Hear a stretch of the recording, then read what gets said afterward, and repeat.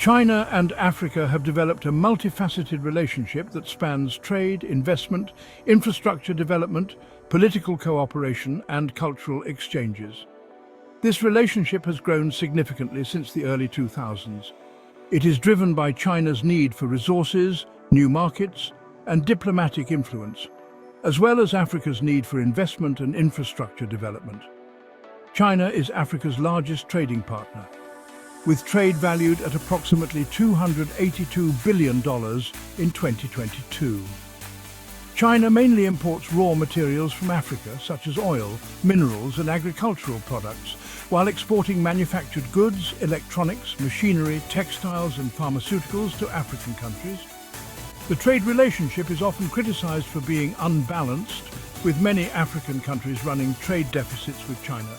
However, China's growing imports of African agricultural products and some tariff exemptions aim to address these imbalances. China is heavily involved in infrastructure projects across Africa, including roads, railways, ports and power plants. Flagship projects include the Mombasa-Nairobi Standard Gauge Railway in Kenya and the Addis Ababa-Djibouti Railway. Chinese investments are often financed through loans from Chinese banks, raising concerns about debt sustainability.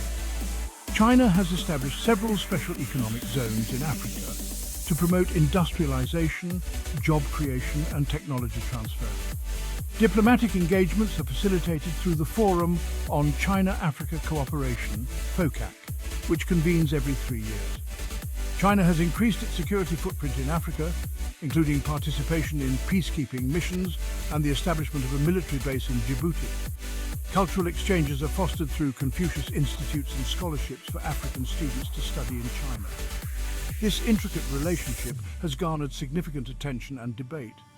Understanding this relationship is crucial for comprehending the evolving geopolitical landscape of the 21st century. This essay will delve into the multifaceted nature of Sino-African relations, exploring trade, investment, infrastructure development, political cooperation, and cultural exchanges. Sino-African relations have deep historical roots.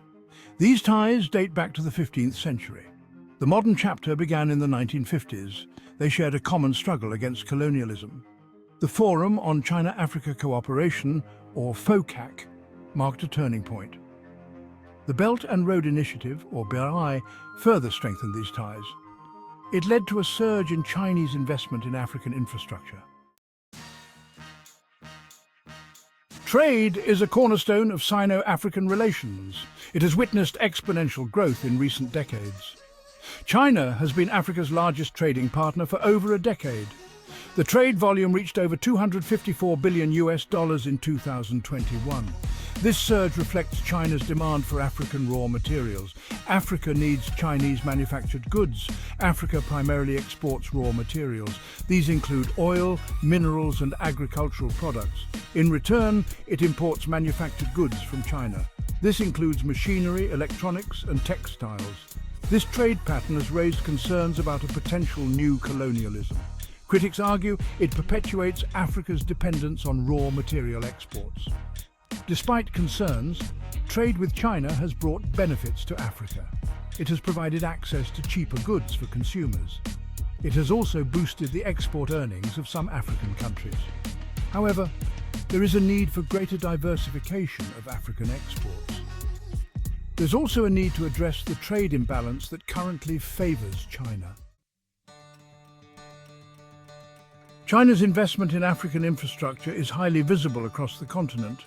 It is a key feature of their relationship. China has financed and constructed numerous roads, railways, ports and power plants in Africa. These projects are transforming Africa's physical infrastructure. They are also contributing to economic growth. One of the most prominent examples is the Addis Ababa-Djibouti Railway. This railway connects landlocked Ethiopia to the port of Djibouti. It is a testament to China's commitment to infrastructure development in Africa. Another significant project is the Mombasa-Nairobi Standard Gauge Railway in Kenya. This railway has significantly reduced travel time between the two cities. China's investment in Special Economic Zones, or SEZs, is another important aspect of its engagement with Africa. SEEs offer tax breaks and other incentives to attract foreign investment. They aim to promote industrialization and create jobs. However, the success of SEZs in Africa has been mixed. Some have struggled to attract sufficient investment. Others have been criticized for their labor practices. Section 5. Beyond handshakes and treaties, the nuances of political and diplomatic ties.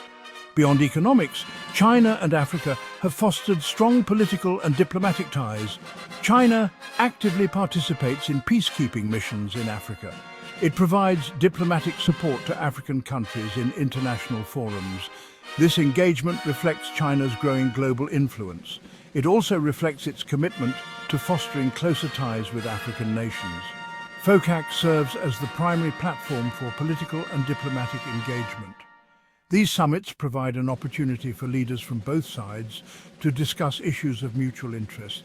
They also facilitate the signing of agreements on trade, investment and development cooperation. China's military involvement in Africa is another significant aspect of the relationship. China has deployed peacekeepers to various conflict zones in Africa, including Sudan and South Sudan. China's diplomatic support for African countries is also evident in international organizations like the United Nations. China has consistently supported Africa's call for a more equitable global order. This support has strengthened China's image as a reliable partner for African nations. Bridging cultures, sharing knowledge, the rise of cultural and educational exchanges. Cultural and educational exchanges are vital in Sino-African relations. China has established numerous Confucius institutes across Africa. These institutes promote Chinese language and culture. Scholarships for African students to study in China have increased. These exchanges foster understanding and build lasting connections. Section 7. A mutually beneficial relationship, weighing the pros and cons for China and Africa. The burgeoning relationship between China and Africa has sparked debate about its true nature. Is it a mutually beneficial partnership or a form of neo-colonialism? The reality is complex and nuanced. There are both advantages and challenges for both sides. For China, Africa offers vast natural resources, a growing market for its products, and diplomatic support on the global stage. Africa's rich reserves of oil, minerals, and agricultural products are crucial for fueling China's economic growth. The continent's rapidly expanding population also presents a lucrative market for Chinese manufactured goods. For Africa, China's investment in infrastructure is crucial for unlocking its economic potential. Chinese investment has helped to bridge the infrastructure gap in many African countries. This has facilitated trade, improved connectivity, and created new opportunities for growth.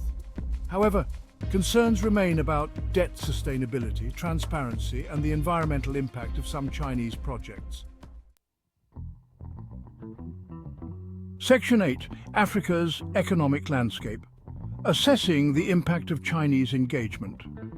China's engagement in Africa has had a significant impact on the continent's economic landscape.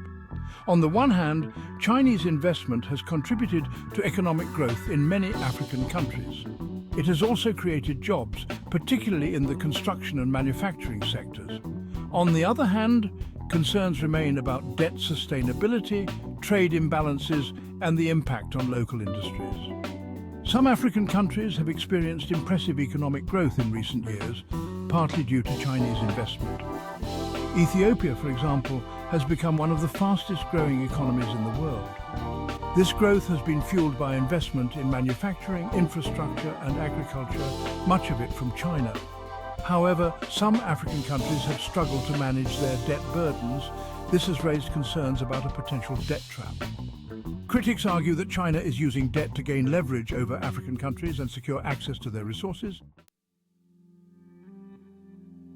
Section 9. Charting the course, key outcomes and commitments from the latest FOCAC summit. The Forum on China-Africa Cooperation, or FOCAC summits, are significant milestones in Sino-African relations. They provide a platform for setting the agenda for future cooperation. The latest FOCAC summit, held in Beijing, China, resulted in several key outcomes and commitments.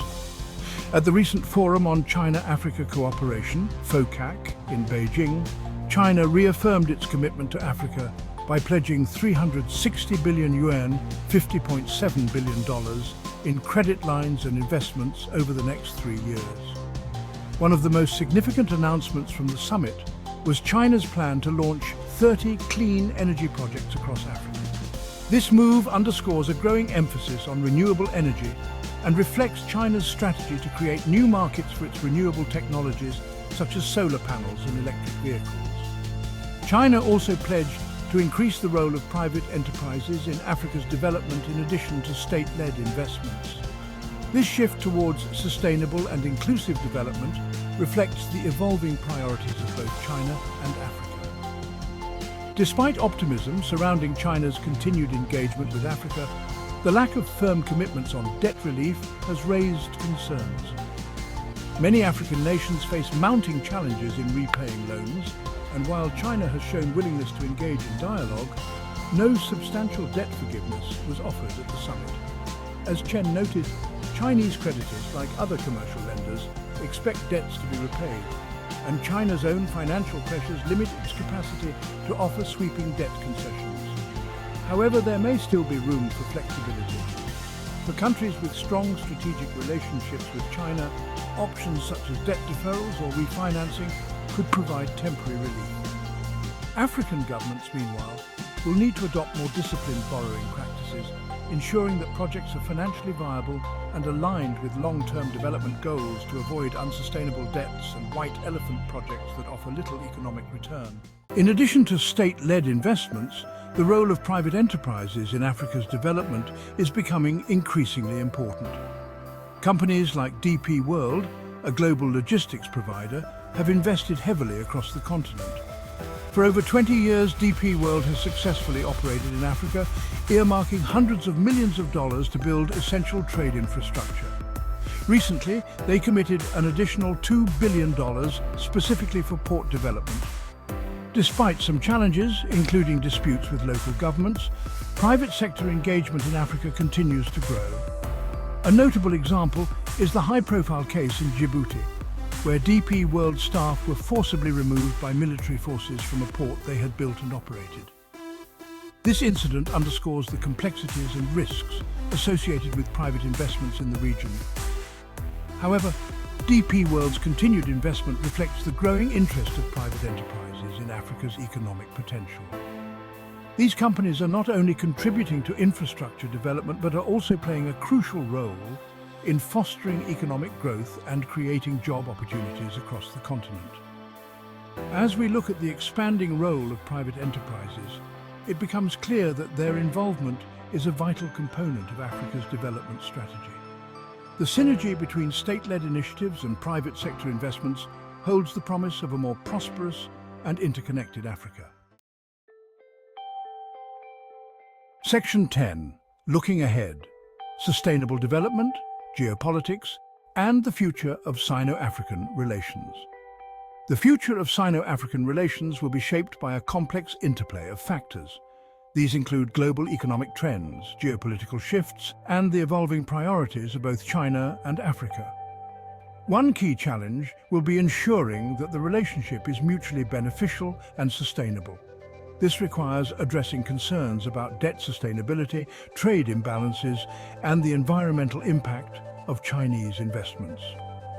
Another challenge will be navigating the evolving geopolitical landscape. The growing rivalry between China and the United States is already having an impact on Africa. Despite these challenges, the future of Sino-African relations remains bright. There is immense potential for further cooperation in areas such as renewable energy, technology, and innovation. The relationship between China and Africa is likely to remain a defining feature of the 21st century.